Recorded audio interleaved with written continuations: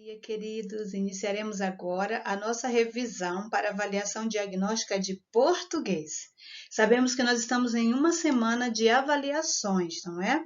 E agora nós teremos uma revisão de conteúdos para que nós possamos nos preparar para a avaliação na segunda-feira, dia 25. Vamos orar? Senhor Jesus, te agradeço por estar sempre à frente dos nossos caminhos, nos guardando, nos dando proteção. Te agradecemos por mais esta aula, nos ajude a compreender, em nome de Jesus. Amém. Vamos lá. Aqui está falando primeiro sobre o alfabeto. Nós estamos relembrando os conteúdos do primeiro bimestre e o início deles é relacionado ao alfabeto. Então, o alfabeto da língua portuguesa ele é composto por 26 letrinhas, né? É escrito de forma ordenada, ou seja, as letras respeitam uma ordem de escrita. E essa ordem é importante para organizar as palavras em várias situações, como, por exemplo, organização dos dicionários, que iniciam com a letra A e seguem a ordem da sequência das letras, né? Então, essa ordem de sequência é conhecida como ordem alfabética.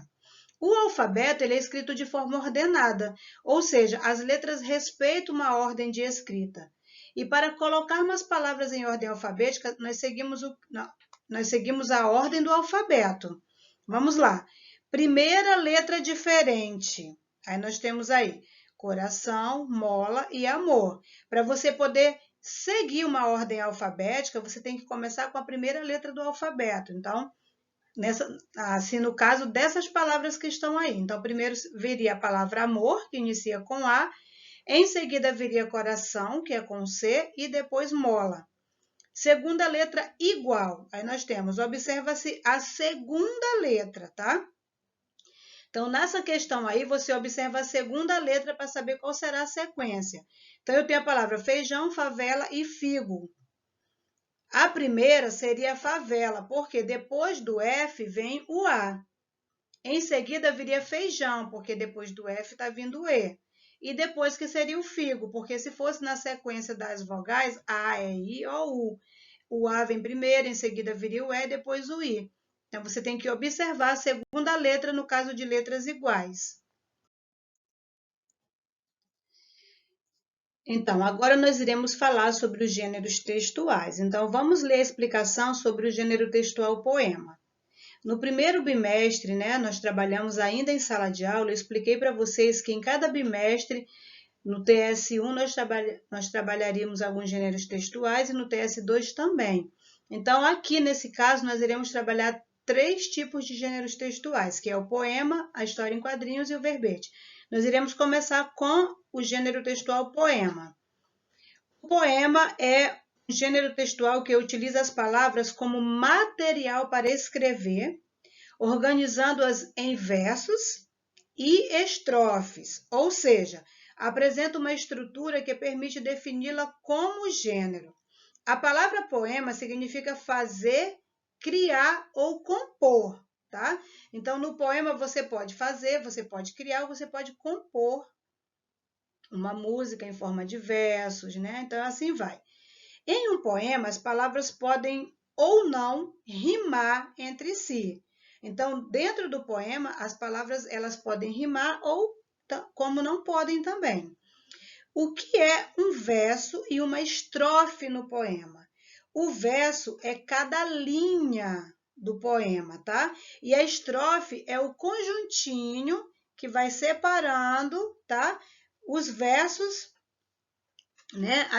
Os vários versos. Então, o verso quer dizer o quê? São as linhas do poema e as estrofes é o conjunto de vários versos. Então, o poema ele é separado assim, por versos, né? Vamos supor que na primeira estrofe eu tenho 4 linhas de versos. Então, a estrofe fica com 4 linhas de versos. Depois vem mais 4 linhas de versos aqui. Depois mais 4. Então, dependendo do tamanho que for o poema, as estrofes são divididas por vários versos. É um conjunto de versos, tá bom?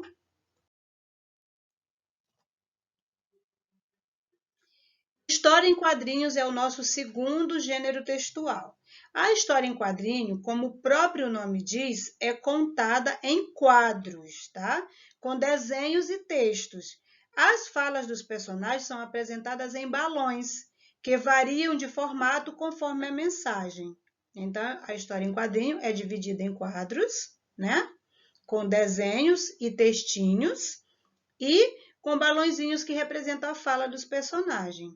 Aqui nós temos uma historinha, ó, da turma do nosso amiguinho, que está mostrando exatamente como é formada a história em quadrinho.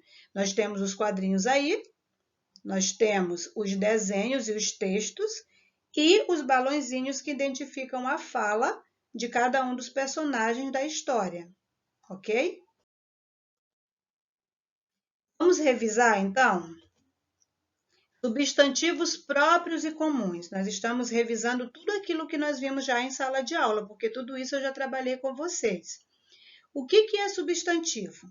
É a palavra que designa o nome de algo. Então, o substantivo, ele dá nome aos seres. Por exemplo, o que eu tenho aqui?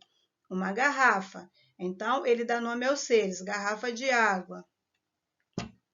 Substantivos comuns são aqueles que dão nome a todos os seres da mesma espécie, né? Então, eles são escritos com a letra inicial minúscula, ok?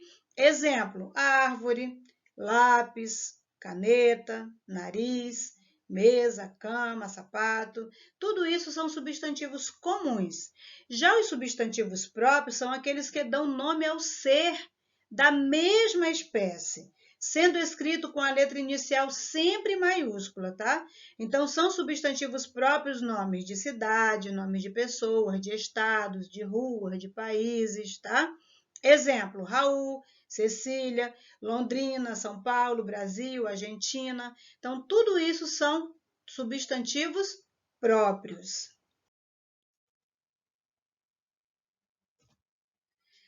Classificação das palavras. Nós vamos agora classificar as palavras de acordo com as quantidades de sílabas que elas têm, né?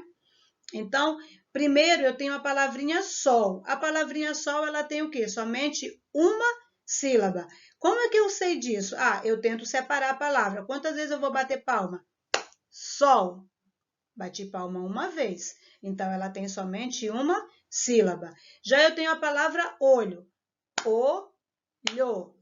Quantas vezes eu bati palma? Duas vezes. Então, ela tem duas sílabas. Agora, eu tenho a palavra celular. Quantas vezes eu bati palma para separar essa palavra? 3 vezes.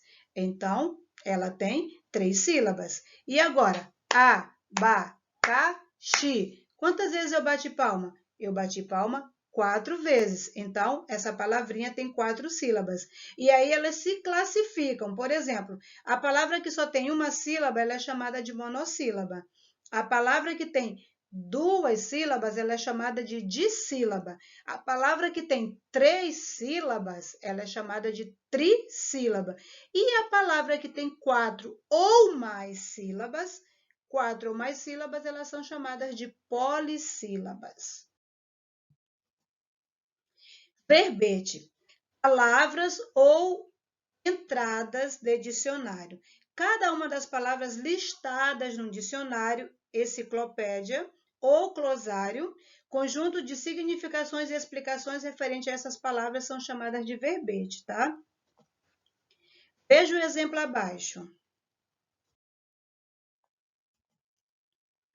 Vamos lá, o exemplo aí. Eu tenho um verbete com a palavra família. Esta palavrinha está numa página de dicionário e tem o significado dela. Então, o verbete, normalmente, ele é encontrado nos dicionários, né? Quando você procura o significado de uma palavra. Então, a palavra família está ali, ó. Pessoas ligadas por intenso laço de alegria e respeito pela vida mais das outras. Pela vida uma das outras, desculpe. Amor incondicional. Então, nós temos aí 2 significados da palavra família no dicionário. E isso constitui um verbete. Amor. Afeição profunda a outrem, dedicação extrema e carinhosa, sentimento profundo e caloroso de atração, apego, carinho, ternura, cuidado e zelo. Então, aí eu tenho 4 definições aí, 4 significados para a palavra amor, que foi pesquisada num dicionário, e nós temos aí um novo tipo também de verbete, né? Na verdade, são 2 tipos de verbete, mas com palavras diferentes, só que encontrado no mesmo local, que é o dicionário. Muito obrigada pela sua participação, pelo seu comprometimento. Um grande, enorme beijo e fiquem com Deus. Nos encontramos na próxima aula.